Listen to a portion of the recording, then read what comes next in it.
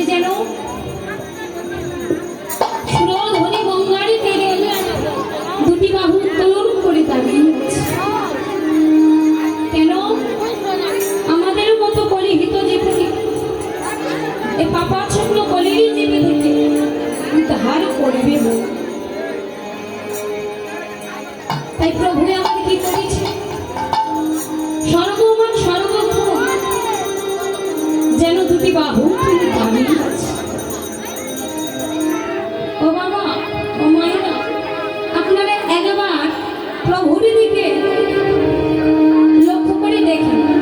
সে যেন সর্বময় সর্বক্ষণ দুটি বাহু তুলে দাঁড়িয়ে আছে, তাই না?